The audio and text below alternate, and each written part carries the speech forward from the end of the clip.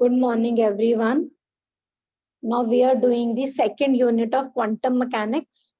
Okay, in the second unit of quantum mechanics, what we have already seen, we have derived the time-dependent and time-independent Schrodinger wave equations of any given system. ठीक है, और ये जो derivations have already told you, these are very very important from your examinations point of view. तो उन lectures को ध्यान से सुनना और ध्यान से समझना. ठीक है, so आज हम क्या करेंगे? Today we will do the next topic of unit 2, which is eigen values and eigen functions. वो eigen values और eigen functions क्या होते हैं ना? हमने श्रोडिंगर इक्वेशन डिराइव करी थी. श्रोडिंगर इक्वेशन क्या थी? 1 second. This was the Schrodinger equation. Iota h cut del psi by del t is equal to h psi, and iota h cut del psi by del t is nothing but e psi. तो हमारे पास in general Schrodinger wave equation क्या आई? हमारे पास Schrodinger wave equation आई h psi is equal to, h psi is equal to E psi. Okay, this is the Schrodinger wave equation. H psi is equal to E psi. This is also known as eigenvalue equation. Eigenvalue equation. Eigen, E-I-G-E-N. Eigenvalue equation, where H is the Hamiltonian operator, or it can be any operator.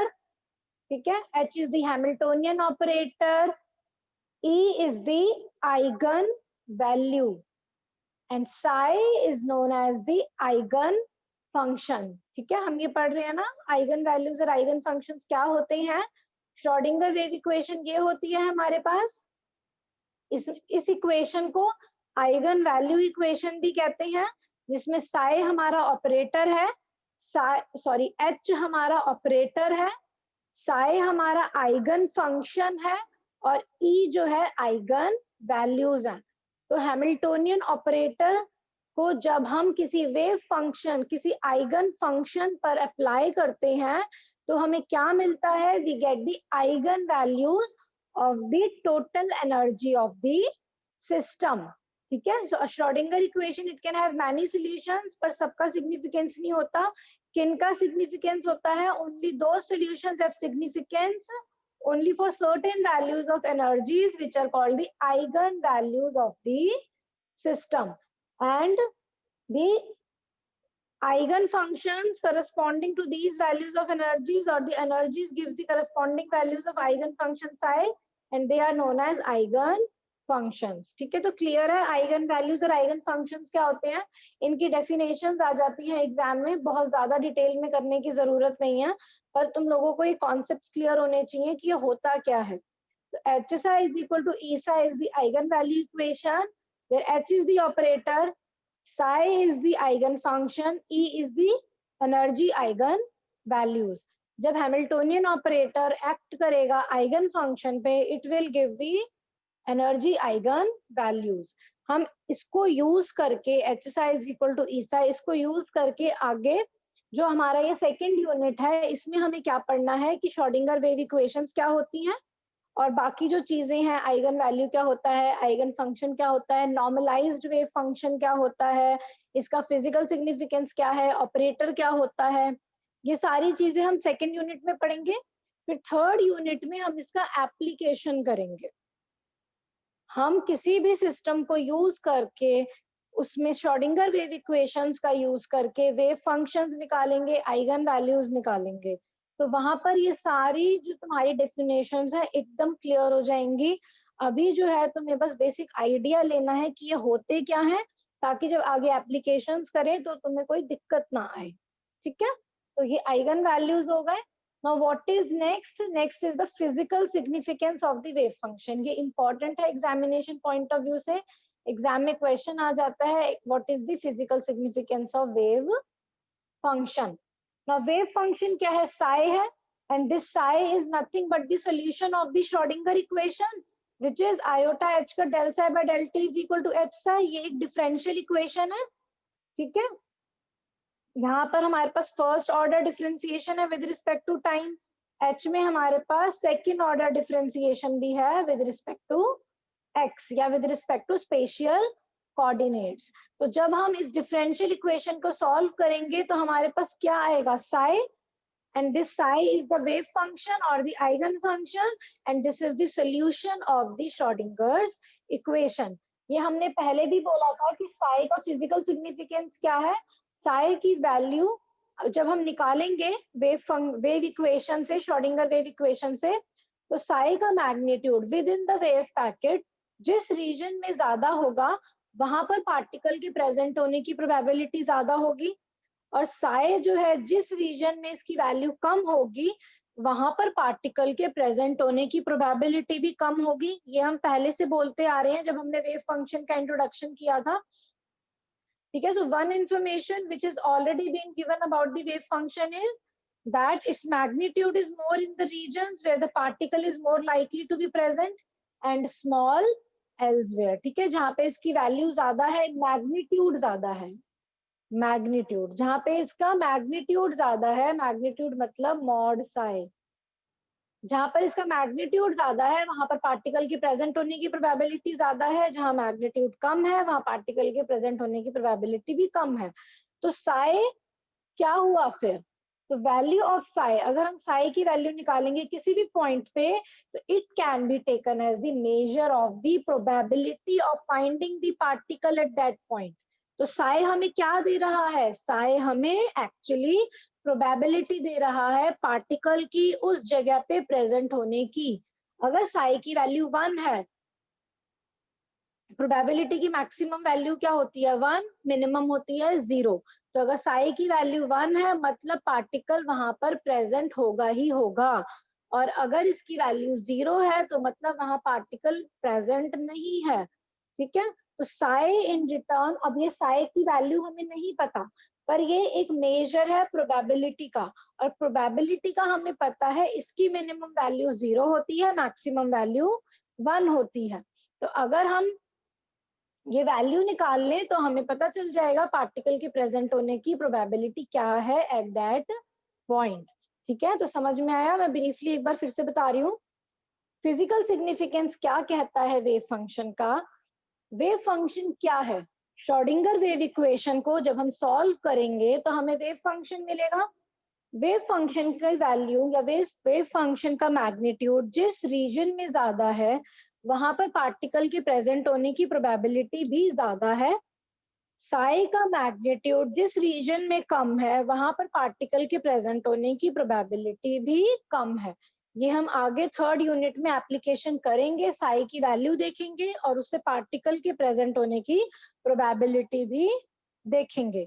तो in general Sai हमें एक तरीके से बता रहा है probability of finding the particle. But अब ये बट क्यों है, प्रोबेबिलिटी क्या है सबको पता है, it lies between 0 and 1। Probability real है, नॉन नेगेटिव है, रियल एंड नॉन नेगेटिव। लेकिन साई क्या है, psi is a complex quantity, complex quantity है, but probability is real and positive. But psi जो है वो कॉम्प्लेक्स क्वांटिटी है, तो वो हमें प्रोबेबिलिटी कैसे दे सकती है। ठीक है, तो इन जनरल हम कहते हैं साई का कोई फिजिकल सिग्निफिकेंस नहीं है, जो फिजिकल सिग्निफिकेंस है वो एक दूसरी क्वांटिटी का है which is psi star psi, and it can also be written as mod psi square. Physical significance किसका है, मॉड साई का या मॉड साई के स्क्वायर का, विच is psi star Sai. Sai star क्या है, this is the complex conjugate of Sai. अगर हमारे पास सपोज साई कॉम्प्लेक्स क्वांटिटी है, सिंपलेस्ट भी अगर मैं कॉम्प्लेक्स क्वांटिटी लू साई तो वो क्या हो जाएगा, सिंपलेस्ट अगर मैं ले रही हूँ साई कॉम्प्लेक्स है, सबको पता है कॉम्प्लेक्स नंबर को हम लिख सकते हैं ए प्लस आयोटा बी। ठीक है, ए प्लस आयोटा बी, तो इसका कॉम्प्लेक्स कॉन्जुगेट साई स्टार क्या हो जाएगा,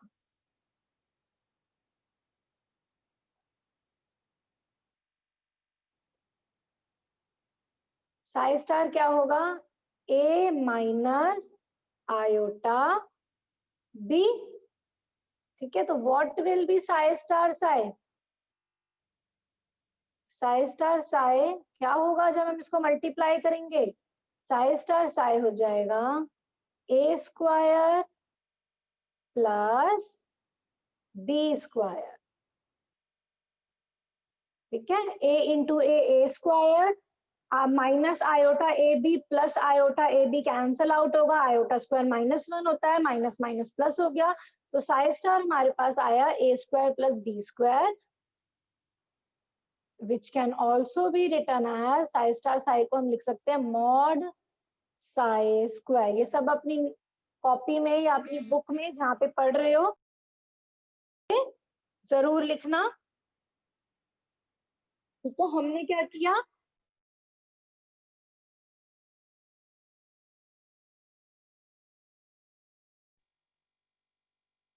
सबसे पहले हमने क्या किया, physical significance of wave function में अगर हम देख रहे हैं साई स्टार साई निकाल रहे हैं हम. क्यों निकाल रहे हैं? क्योंकि साई का इन जनरल कोई फिजिकल सिग्निफिकेंस नहीं है. साई का मैग्नीट्यूड हमें पार्टिकल की प्रेजेंट होने की प्रोबेबिलिटी तो बता रहा है, बट साई प्रोबेबिलिटी क्या होती है? Probability is real and positive. ठीक है, पर Sai is a complex quantity. ठीक है, तो उस कॉम्प्लेक्स क्वांटिटी जो है हमारे पास, उसको हमें रियल बनाना होगा अगर वो हमें प्रोबेबिलिटी बताएगी. तो वो हम कैसे बना सकते हैं? साई अगर a प्लस आयोटा बी है तो उसका complex conjugate a minus iota B होगा, और हमें ये पता है साई स्टार साई जो a square plus B square निकल कर आया, it is always a real quantity and a positive quantity. a square positive होगा, b स्क्वायर पॉजिटिव होगा, तो उसका एडिशन भी पॉजिटिव होगा. ठीक है, और यहाँ पे कोई आयोटा की टर्म नहीं है, so it is real also. तो किसका फिजिकल सिग्निफिकेंस है? साई स्टार साई का. So the most fundamental postulate is given by Max Born. According to him, the quantity psi star psi is equal to mod psi square, where psi star is the complex conjugate of psi, gives the probability density, which can be defined as probability per unit volume for finding the particle in state psi. Density क्या होता है? Mass upon volume. तो अगर हम probability density कह रहे हैं तो ये हो जाएगा प्रोबेबिलिटी पर यूनिट वॉल्यूम. तो अगर हम कोई स्मॉल वॉल्यूम एलिमेंट ले रहे हैं dv, उसके अंदर पार्टिकल के प्रेजेंट होने की प्रोबेबिलिटी क्या होगी? बेसिकली हमें निकालना क्या है? हमें पार्टिकल की पोजीशन निकालनी है. तो वो हम कैसे निकालेंगे? With the help of probability. तो फाइनली हमें चाहिए probability of locating the particle in let's say the element dv. तो प्रोबेबिलिटी कैसे निकलेगी? Probability density into the volume dv. Probability density क्या हो गया? Probability per unit volume into volume. तो वॉल्यूम से वॉल्यूम कैंसिल आउट हुआ. ठीक है, तो हमारे पास क्या आ गया? प्रोबेबिलिटी. प्रोबेबिलिटी डेंसिटी क्या है? साई स्टार साई. ठीक है, वॉल्यूम एलिमेंट क्या है? dv. So this gives the probability of finding the particle in the element dv. dv जो है ये वॉल्यूम एलिमेंट है, it is equal to dx into dy into dz.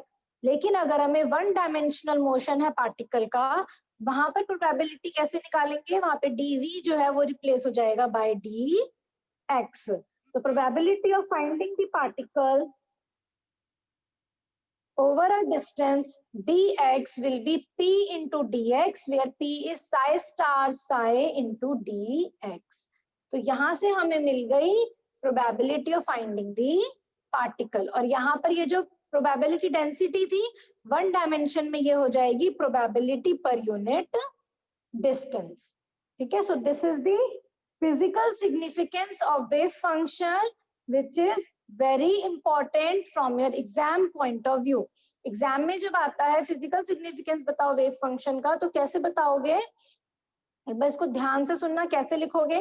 सबसे पहले तो ये लिखोगे that wave function is a solution of the Schrodinger's equation this, and we already know that the psi is a quantity if its magnitude is large in the region, then the probability of finding the particle in that region is more, and if its value is less, then the probability of finding the particle in that region will be less.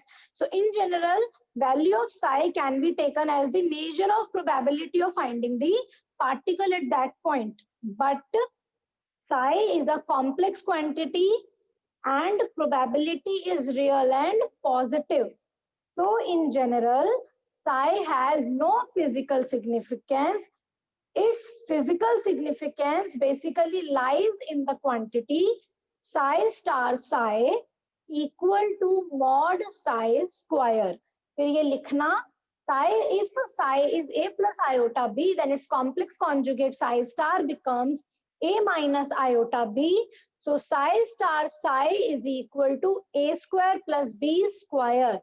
Now this quantity is real and positive, which gives the probability density, which can be defined as probability per unit volume for finding the particle. So what will be the probability of finding the particle in a particular element? Let's say the volume element dV. Then probability will become P into dV, which is psi star psi dV. Now if a motion of the particle is one dimensional motion, in that case the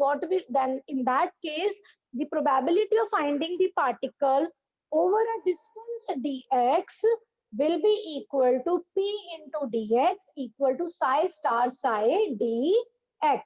तो इस फॉर्मूले की help से we can find the probability of finding the particle in one dimension, और इस फॉर्मूले की help से we can find the probability of any particle in 3 dimensions.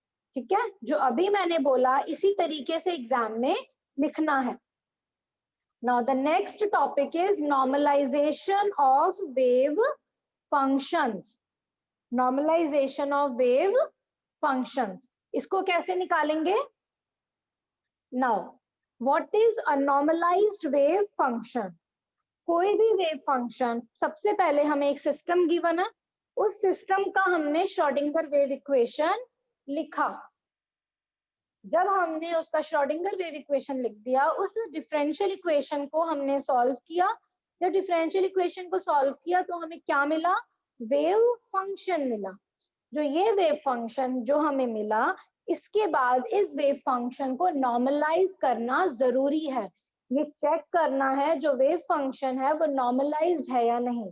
Wave function की हेल्प से हम पार्टिकल का कंप्लीट मोशन जो है वो फाइंड आउट कर सकते हैं, लेकिन वो वेव फंक्शन नॉर्मलाइज्ड होना चाहिए. नॉर्मलाइज्ड वेव फंक्शन क्या होता है? जो सेटिस्फाई करता है ये कंडीशन गिवन बाय इक्वेशन 135. ठीक है, the Schrodinger equation is a differential equation and its solution gives the value of wave function psi, but this value it should be normalized. We know that psi star psi dy represents the probability of finding the particle in volume dv. psi star psi dv क्या है? ये हमें बताता है probability find करने की particle को volume dv के अंदर. अगर मैं इस psi star psi dv को इंटीग्रेट कर दूं ओवर द इंटायर रीजन, ठीक है, माइनस इंफिनिटी टू इंफिनिटी, मतलब पूरे रीजन में कहीं ना कहीं तो पार्टिकल प्रेजेंट होगा. तो पूरे रीजन में पार्टिकल के प्रेजेंट होने की प्रोबेबिलिटी क्या होगी? 1 होगी. पूरे रीजन में पार्टिकल होगा ही होगा, और पार्टिकल अगर प्रेजेंट है तो प्रोबेबिलिटी क्या हो गई? 1.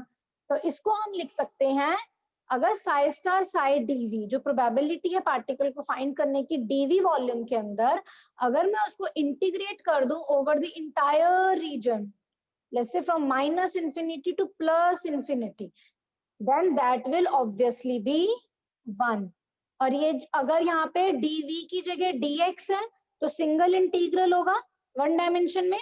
पर अगर dv है, dv हमारे पास क्या है? वॉल्यूम एलिमेंट है. This is equal to dx into dy into dz. ठीक है, where x, y and z, these are the position coordinates along x, y and z axis respectively. ठीक है, तो जब हम dv लिख रहे हैं, इस सिंगल इंटीग्रल का मतलब है triple integration, where the integral given here represents triple integration and the integration extends over all space within which the particle is bound to be present. हमारे पास जो पूरा सिस्टम है, पूरे सिस्टम, इंटायर रीजन में अगर हम इंटीग्रेट कर दे, इसका मतलब पार्टिकल उस पूरे रीजन में कहीं ना कहीं प्रेजेंट तो होगा, तो उसका जो इंटीग्रेशन है प्रोबेबिलिटी का, वो 1 होना चाहिए। तो इस इक्वेशन की हेल्प से हम वेव फंक्शन को नॉर्मलाइज कर सकते हैं। अगर वेव फंक्शन का integration psi star psi dv1 आता है, तो हम कहते हैं that wave function is a normalised wave function. अगर मेरे पास साई गिवन है, मैंने साई स्टार निकाला, फिर मैंने साई स्टार साई डीवी किया और उसको इंटीग्रेट कर दिया, इसकी हम एप्लीकेशन करेंगे, हम वेव फंक्शन को नॉर्मलाइज करेंगे 3rd यूनिट में, ठीक है। पर उससे पहले तुम लोगों को एटलीस्ट इतना पता होना चाहिए कि नॉर्मलाइज्ड वेव फंक्शन होता क्या है। तो मेरे पास साई गिवन है, मैं साई स्टार निकाल सकती हूँ, फिर मैंने उसको इंटीग्रेट कर दिया with respect to DV over the entire region. उसकी वैल्यू अगर 1 आती है, दैट मीन्स वेव फंक्शन जो है नॉर्मलाइज्ड है। अगर वेव फंक्शन नॉर्मलाइज नहीं है तो हम क्या करेंगे? In general it may not be a normalised wave function. अगर वो नॉर्मलाइज्ड नहीं है तो हमें उसे नॉर्मलाइज करना पड़ेगा। उसको नॉर्मलाइज कैसे करेंगे? उसको एक कांस्टेंट n से मल्टीप्लाई करेंगे, तो हमारे पास n साई आ गया, उसका कॉम्प्लेक्स कॉन्जुगेट हो गया n स्टार साई स्टार, तो n स्टार n हो गया mod n square integration psi star psi dv equal to 1। Mod n square constant है, it can come out of the integration, तो mod n square हो गया 1 upon integration psi star psi dv। तो जो mod n square की value आएगी वहां से मॉड n निकल जाएगा, उसको कहते हैं नॉर्मलाइजिंग कांस्टेंट। फिर जो हमारे पास फाइनल वेव फंक्शन होगा वो क्या होगा? n into psi. Now this wave function is the normalized wave function where n is the normalizing constant, which is when multiplied with psi makes it a normalized wave function. Let's say some another function phi.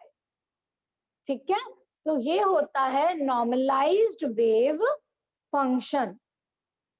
Hope यहाँ तक clear है सबको। हमने आज क्या देखा? Eigen values क्या होती हैं, आइगन फंक्शंस क्या होते हैं, फिर हमने साई का फिजिकल सिग्निफिकेंस देखा जो बहुत इंपॉर्टेंट है, फिर हमने ये देखा कि हमारे पास जो वेव फंक्शन है वो नॉर्मलाइज होना चाहिए, और अगर वो नॉर्मलाइज नहीं है तो हम उसको कैसे नॉर्मलाइज कर सकते हैं। ठीक है, नेक्स्ट क्लास में हम देखेंगे what are operators, observables, expectation values and probability current density।